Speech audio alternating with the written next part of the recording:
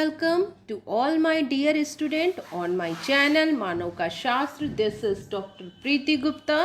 Today we are going to study somatometry. Somatometry is a branch of anthropometry under which measurements are taken on a dead body or a living fleshy body.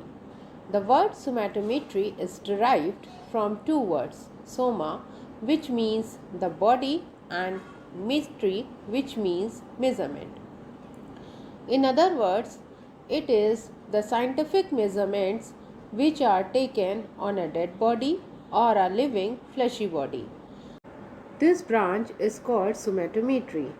These measurements are taken with the help of anthropometer, weighing machine and rod compass. Somatometry anthropometry की वह शाखा है जिसके अंतर्गत एक मृत शरीर या एक जीवित मांसल शरीर पर माप लिया जाता है। सोमैटोमेट्री दो शब्दों से बना है, सोमा जिसका अर्थ है शरीर और मेट्री जिसका अर्थ है माप। दूसरे शब्दों में यह वैज्ञानिक माप है जो एक मृत शरीर या एक जीवित मांसल शरीर पर लिया जाता है। इस शाखा को सोमैटोमेट्री कहा जाता है। यह माप एंथ्रोपोमीटर, वेइंग मशीन और रॉड कंपास की सहायता से लिए जाते हैं। Measurements are selected as per the need for the study of species classification, comparative study of human groups, individual identities, physical growth, nutritional status, and body composition, etc. On the other hand, somatometric measurements are used for designing different objects like a garment, footwear, furniture, and so forth. प्रजातियों के वर्गीकरण, मानव समूहों के तुलनात्मक अध्ययन, व्यक्तिगत पहचान, शारीरिक विकास, जाति भेद, पोषण की स्थिति और शरीर संरचना आदि के अध्ययन की आवश्यकता के अनुसार माप का चयन किया जाता है। दूसरी ओर सोमैटोमेट्री माप का उपयोग विभिन्न वस्तुओं को डिज़ाइन करने के लिए किया जाता है, जैसे वस्त्र, जूते, फर्नीचर आदि। First measurement is height vertex. This measurement is the vertical distance from floor to vertex. यह माप सतह से वर्टेक्स तक की सीधी दूरी है। The instrument used is anthropometer. Vertex. The uppermost point on the head in the mesogeital plane when the head is in an higher plane. मध्य तनु तल में सिर का सबसे ऊपरी बिंदु जब सिर नेत्र कर्ण तल में होता है। Next measurement is height trasion.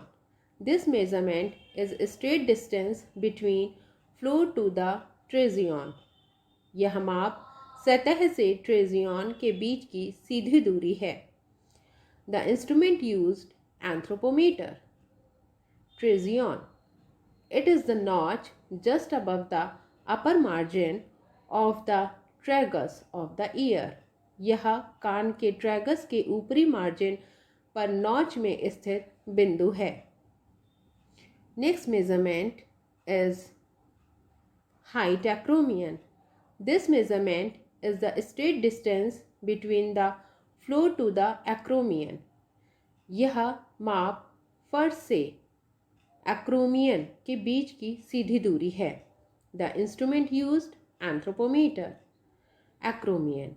It is the most lateral point on the lateral margin of the acromion process of the scapula felt through the skin by tracing along of the scapular spine with the help of the fingers. यह scapula की acromion प्रक्रिया के पार्श्व margin पर सबसे पार्श्व बिंदु है जिसे उंगलियों की मदद से स्कैपुलर स्पाइन के साथ अनुरेखण करके त्वचा के माध्यम से महसूस किया जाता है। Next measurement is height dactylion. This measurement is the straight distance between the floor to the dactylion. यह माप सतह से डैक्टिलियन के बीच की सीधी दूरी है। The instrument used is anthropometer, dactylian. It is located at the distal end of the middle finger of the hand when the arm hanging sidewise.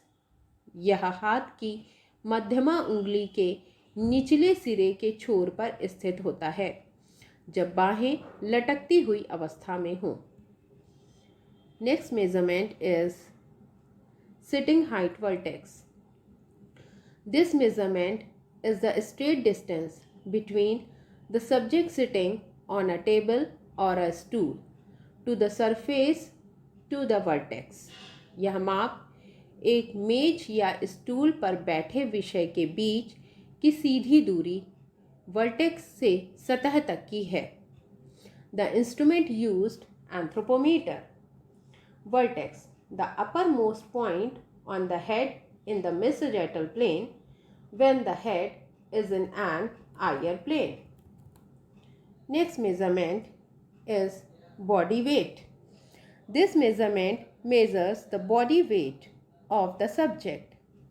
The instrument used is weighing machine. Method. For this measurement, the subject should stand in an erect position on the weighing machine. Shoes should be removed before measuring the weight, and weighing scale should mark 0 before weighing the weight. For taking these measurements, precautions are very necessary. इन मापों को लेने के लिए सावधानियां बहुत आवश्यक हैं. First is minimum number of clothes should be worn by the subject. विषय द्वारा कम से कम कपड़े पहनने चाहिए. Second is weight must not be taken right after meals. भोजन के ठीक बाद वजन नहीं लेना चाहिए. Weighing scale should mark 0 before measuring the weight. वजन नापने से पहले तौल पैमाने पर 0 का निशान होना चाहिए. Next is the subject must stand in standing position on weighing machine. वजन तौलने वाली मशीन पर सब्जेक्ट को सीधी अवस्था में खड़ा होना चाहिए. Next, the pulse rate of the subject should be normal. विषय की नाड़ी दर सामान्य होनी चाहिए. Sixth is the subject should sit on a flat table or a stool. विषय को सपाट मेज या स्टूल पर बैठना चाहिए. Seventh is head should be oriented in an higher plane. सिर को higher plane में उन्मुख होना चाहिए.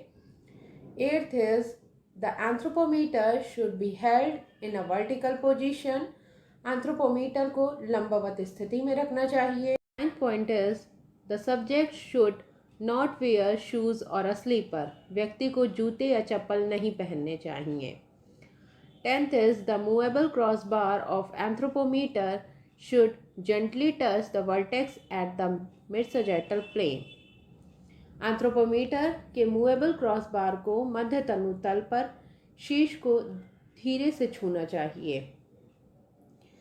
11th is while determining the acromion point, it must be ensured that the subject's shoulder should be in a normal position, not raised or a sloping down. Acromion बिंदु का निर्धारण करते समय यह सुनिश्चित किया जाना चाहिए कि विषय के कंधे सामान्य स्थिति में हो, ऊपर या नीचे की ओर न हो. 13th point is the arm should be in a hanging position during the measurement so that they are parallel to the anthropometer. माप के दौरान बाहें लटकती हुई स्थिति में होनी चाहिए ताकि वह एंथ्रोपोमीटर के समानांतर हो. 14. The surface where the subject is standing should be flat. जिस सतह पर सब्जेक्ट खड़ा है वह सतह समतल होनी चाहिए. 15. Point is the heels of the subject should not rise above the platform. विषय की एड़ी सतह से ऊपर नहीं उठनी चाहिए. 16th is the toes must be at an angle of 45 degree. पैर की उंगलियां 45 डिग्री के कोण पर होनी चाहिए. Thank you for watching this video, please like, share and subscribe my channel Mano Ka Shastra.